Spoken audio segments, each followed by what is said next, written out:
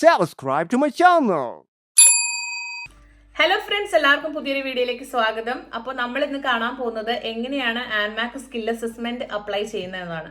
അപ്പോൾ കഴിഞ്ഞ വീഡിയോയിൽ ഒരുപാട് നല്ല റിവ്യൂസ് എല്ലാം കിട്ടിയായിരുന്നു. അതുപോലെ തന്നെ അത് കുറച്ച് പേർക്കെങ്കിലും ഹെൽപ്ഫുൾ ആയെന്ന് പറഞ്ഞതിൽ ഒത്തിരി സന്തോഷം. അപ്പോൾ നമ്മൾ എന്തൊക്കെയാണ് കണ്ടത്, CGFNS ആപ്ലിക്കേഷൻ എങ്ങനെയാണ് ചെയ്യുന്നത്, ന്യൂസിലാൻഡ് നഴ്സിംഗ് കൗൺസിലിലേക്കുള്ള ആപ്ലിക്കേഷൻ എങ്ങനെയാണ് ചെയ്യേണ്ടത്, അവിടെ നിന്ന് വരുന്ന റെസ്പോൺസ് എങ്ങനെയൊക്കെയാണ്, അത് കഴിഞ്ഞ് നമ്മൾ എങ്ങനെയാണ് ആഫ്റ്റർ രജിസ്ട്രേഷൻ എത്തുന്നതെന്ന്. അപ്പോൾ ഈ ആഫ്റ്റർ രജിസ്ട്രേഷൻ വരെ എത്തുന്നവർക്ക് ഓസ്ട്രേലിയയിലേക്ക് പോകാൻ പറ്റും. അത് നമുക്ക് വർക്ക് വിസ, അതായത് 482 വിസ വഴിയാണ് നമ്മൾ ആഫ്റ്റർ രജിസ്ട്രേഷൻ കഴിഞ്ഞ് കഴിയുമ്പോഴേക്കും നമുക്ക് പോകാൻ പറ്റുന്നത്.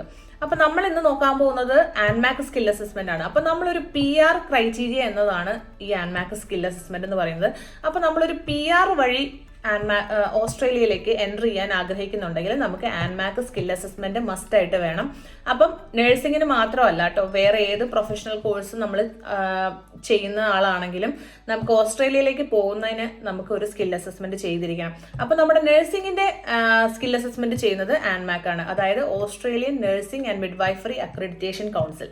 അപ്പൊ നമുക്ക് ഇവര് നോക്കുന്നത് ഇത്രയേ ഉള്ളൂ, നമ്മുടെ ക്വാളിഫിക്കേഷൻ അവരുടെ ക്രൈറ്റീരിയാസ് മീറ്റ് ചെയ്യുന്നുണ്ടോ എന്നതാണ് നോക്കുന്നത്. അപ്പൊ ഈ സ്കിൽ അസസ്മെന്റ് എന്ന് പറയുന്നതിൽ നമുക്ക് വേണ്ടത് ലാസ്റ്റ് 3 ഇയേഴ്സ്, അതായത് നമ്മൾ വർക്ക് ചെയ്യുന്നതിനകത്ത് ഗ്യാപ്പ് വരാതെയുള്ള ലാസ്റ്റ് 3 ഇയേഴ്സിലുള്ള എക്സ്പീരിയൻസ് ആണ് ആൻമാക് നമുക്ക് നോക്കുന്നത്. അപ്പം ആൻമാക്കിന്റെ ക്രൈറ്റീരിയ എന്ന് പറയുന്നത് അവർക്ക് നമ്മളിപ്പം 10 വർഷമല്ല 12 വർഷം, അത് എനിക്ക് വന്ന ഒരു മിസ്റ്റേക്ക് ആണ്, അത് വേറെ ആർക്കും വരാതിരിക്കാൻ വേണ്ടിയാണ് പറയുന്നത്. നമുക്ക് 10 അല്ല 12 വർഷം എക്സ്പീരിയൻസ് ഉണ്ടെങ്കിലും ആൻമാക് അസസ് ചെയ്യുന്നത് നമ്മുടെ ലാസ്റ്റ് 3 ഇയർ എക്സ്പീരിയൻസ് മാത്രമാണ്.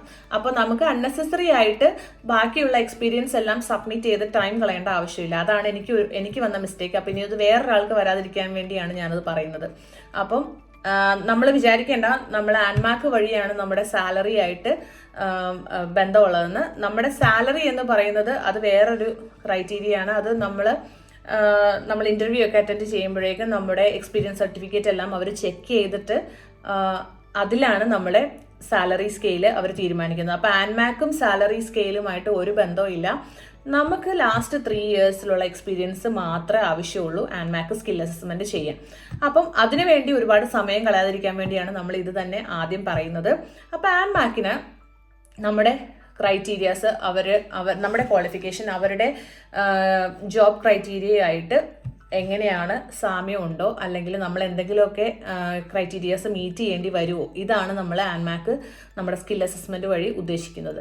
അപ്പം ആൻമാക് എന്ന് പറയുന്നതിനകത്ത് നമുക്ക് ഡയറക്റ്റ് ഓസ്ട്രേലിയയിലോട്ട് അപ്ലൈ ചെയ്യുന്നവരുടെ ആൻമാക് സ്കിൽ അസസ്മെന്റ് എന്ന് പറയുന്നത് ഡിഫറെൻ്റ് ആണ്. അപ്പം നമ്മൾ ട്രാൻസ് ടാസ്മാനിയൻ പാത്വേ വഴി ഓസ്ട്രേലിയയിലോട്ട് അപ്ലൈ ചെയ്യുന്നവർ മോഡിഫൈഡ് സ്കിൽ അസസ്മെന്റ് എന്ന് പറയുന്ന ആൻമാക് സ്കിൽ അസസ്മെന്റ് ആണ് ചെയ്യുന്നത്. അപ്പോൾ അതിൽ നമ്മൾ ആ സൈറ്റിൽ കയറുമ്പോൾ തന്നെ അവർ പറയുന്നുണ്ട്, ഈ മോഡിഫൈഡ് സ്കിൽ അസസ്മെന്റ് എന്ന് പറയുന്നത് അത് കുറച്ചുകൂടെ ഷോർട്ട് ആണെന്ന് തോന്നുന്നു, മറ്റേത് കുറച്ചുകൂടെ ഒരു ലെങ്തി പ്രോസസ് ആയിട്ടാണ് എനിക്ക് നോക്കിയിട്ട് ഫീൽ ചെയ്തത്. അപ്പോൾ മോഡിഫൈഡ് സ്കിൽ അസസ്മെന്റ് എന്ന് പറയുന്നത് അവർ ആ സൈറ്റിൽ തന്നെ പറയുന്നുണ്ട്, നമുക്ക് ന്യൂസിലാൻഡ് രജിസ്ട്രേഷൻ കൗൺസിലിന്റെ രജിസ്ട്രേഷൻ ഉള്ള ഒരു നേഴ്സ് ആണെങ്കിൽ നമുക്ക് മോഡിഫൈഡ് സ്കിൽ അസസ്മെന്റ് വഴി ആൻമാക് സ്കിൽ അസസ്മെന്റ് അപ്ലൈ ചെയ്യാൻ പറ്റും.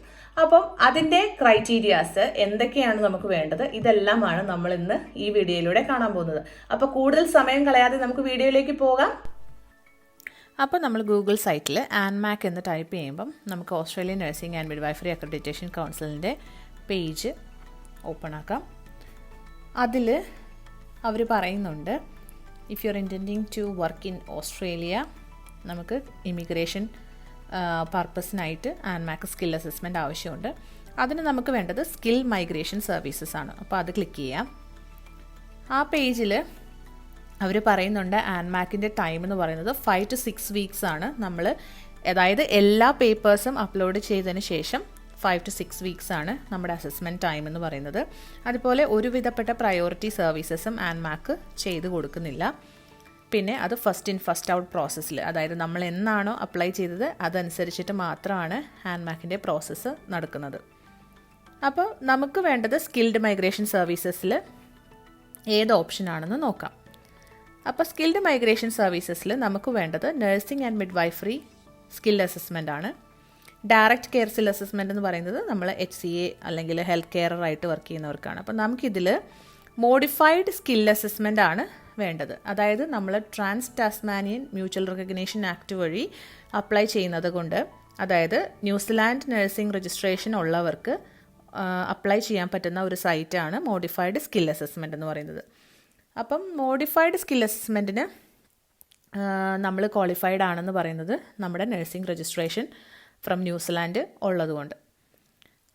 അപ്പോൾ ആ സൈറ്റ് അതിൽ നമ്മൾ നോക്കുമ്പോൾ കാണാം ഒരുപാട് ഇൻഫർമേഷൻസ് അവിടെയുണ്ട്. ചെക്ക് ലിസ്റ്റ്, റിക്വയർമെൻറ്റ്സ്, അതുപോലെ തന്നെ അവരൊരു റിസോഴ്സ് വീഡിയോ അതിൽ കൊടുത്തിട്ടുണ്ട്. എങ്ങനെയാണ് നമ്മൾ ഡോക്യുമെൻറ്റ്സ് അപ്ലോഡ് ചെയ്യുന്നത് എന്നതിനെക്കുറിച്ചൊക്കെ അതിൽ മെൻഷൻ ചെയ്യുന്നുണ്ട്.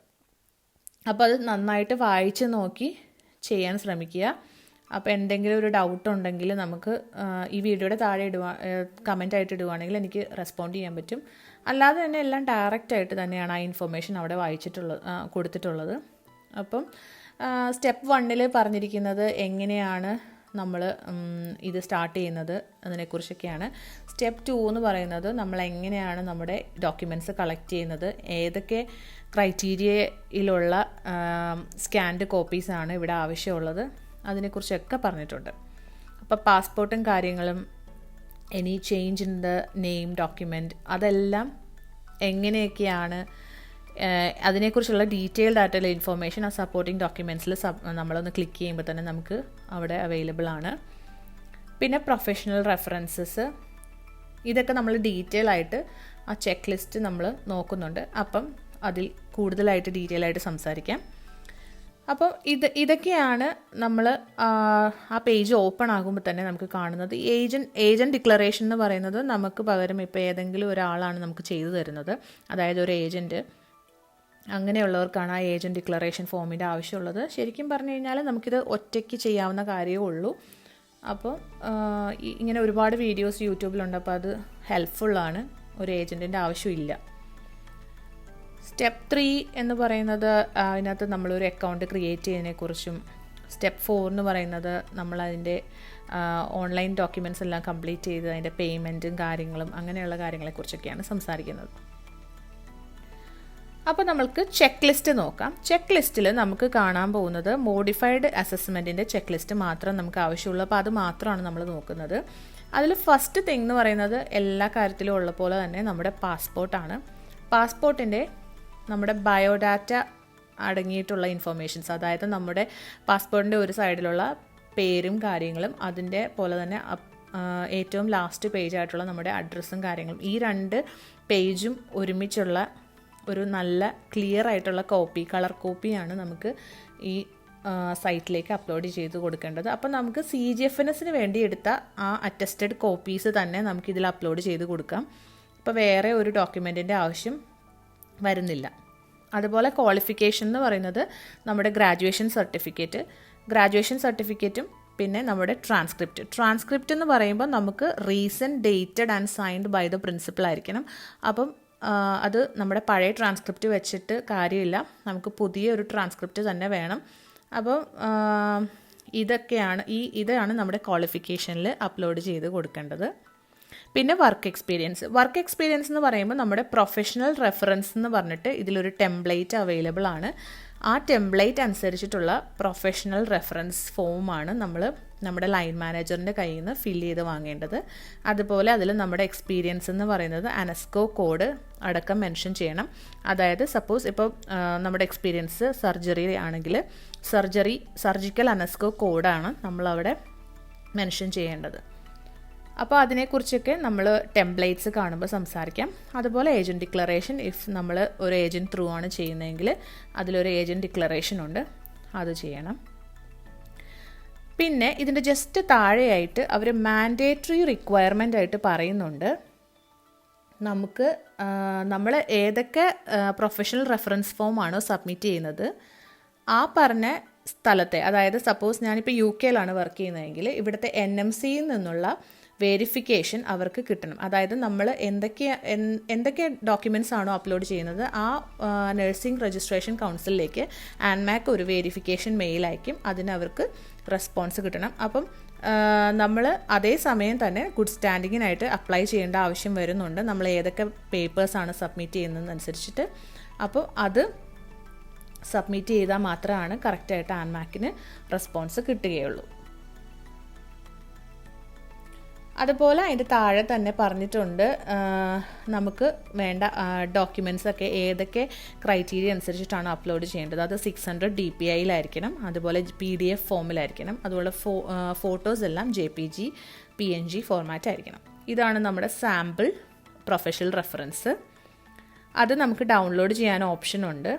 അപ്പം നമ്മുടെ പ്രൊഫഷണൽ റെഫറൻസ് ഫോം നമുക്ക് ഡൗൺലോഡ് ചെയ്തിട്ട് നമ്മുടെ ലൈൻ മാനേജർക്ക് അയച്ചു കൊടുക്കുകയാണെങ്കിൽ അവർക്ക് അതനുസരിച്ചിട്ട് നമുക്ക് വേണ്ടി ചെയ്യാൻ പറ്റും. അപ്പോൾ രജിസ്ട്രേഷൻ എങ്ങനെ ചെയ്യണമെന്ന് നോക്കാം. അപ്പോൾ നമ്മൾ ആ സ്റ്റാർട്ട് സ്കിൽ മൈഗ്രേഷൻ ക്ലിക്ക് ചെയ്യുമ്പം രജിസ്ട്രേഷൻ ചെയ്യാനുള്ളൊരു പേജ് ഓപ്പൺ ആവും. അതിൽ ഇമെയിൽ, പാസ്വേഡ്, കൺഫേം പാസ്വേഡ് ഇതെല്ലാം കൊടുത്ത് നമ്മൾ രജിസ്റ്റർ ചെയ്യുക. രജിസ്റ്റർ ചെയ്തതിന് ശേഷം നമുക്ക് അതൊരു മൈ അക്കൗണ്ട് എന്ന് പറഞ്ഞിട്ട് അത് ഓപ്പൺ ആവും. അപ്പോൾ ഇതാണ് എൻ്റെ അക്കൗണ്ട്. ഇതിൽ എൻ്റെ ഓൾറെഡി പ്രോസസ്സ് കഴിഞ്ഞതുകൊണ്ടാണ് അതിനകത്ത് അസസ്മെൻറ്റ് കംപ്ലീറ്റഡ് റിസൾട്ട് സെൻഡ് എന്ന് കാണിക്കുന്നത്. അതിനകത്ത് നമുക്ക് അപ്ഡേറ്റ് യുവർ സപ്പോർട്ടിംഗ് ഡോക്യുമെൻറ്റ് എന്ന് പറയുന്ന ഈ ഒരു ബട്ടണാണ് ക്ലിക്ക് ചെയ്യേണ്ടത്. അപ്പം ഈ ഒരു ഐക്കൺ ക്ലിക്ക് ചെയ്യുമ്പോഴേക്കും നമ്മുടെ മൈ അക്കൗണ്ട് എന്ന് പറയുന്ന പേജ് ഓപ്പൺ ആവും. അതിൽ നമ്മൾ നേരത്തെ പറഞ്ഞ പോലെ പാസ്പോർട്ട്, ബയോഡാറ്റ പേജാണ് നമ്മൾ അപ്ലോഡ് ചെയ്ത് കൊടുക്കേണ്ടത്. അത് നമുക്ക് CGFNSന് വേണ്ടി എടുത്ത അതേ കോപ്പി തന്നെ അപ്ലോഡ് ചെയ്ത് കൊടുക്കാവുന്നതാണ്. പിന്നെ പാസ്പോർട്ട് സൈസ് കളേർഡ് ഫോട്ടോ, അത് <6 monthsലെടുത്ത കളേർഡ് ഫോട്ടോ ആയിരിക്കണം. സെൽഫി ഫോട്ടോ ഒന്നും പാടില്ല. പിന്നെ ഇനി ചേഞ്ച് ഇൻ ദ നെയിം, ആ ഡോക്യുമെൻ്റ് അവിടെ സബ്മിറ്റ് ചെയ്യണം, അത് ഓതറൈസ്ഡ് ആയിരിക്കണം. പിന്നെ നമ്മുടെ ഗ്രാജുവേഷൻ സർട്ടിഫിക്കറ്റും ട്രാൻസ്ക്രിപ്റ്റും റീസെൻറ്റ് സൈൻഡ് ആൻഡ് ഡേറ്റഡ് ആയിരിക്കണം. അപ്പോൾ ഗ്രാജുവേഷൻ സർട്ടിഫിക്കറ്റും നമ്മൾ അറ്റസ്റ്റ് ചെയ്ത് നമ്മൾ CGFNSന് വേണ്ടി ചെയ്ത പേപ്പർ തന്നെ അപ്ലോഡ് ചെയ്ത് കൊടുക്കാവുന്നതാണ്.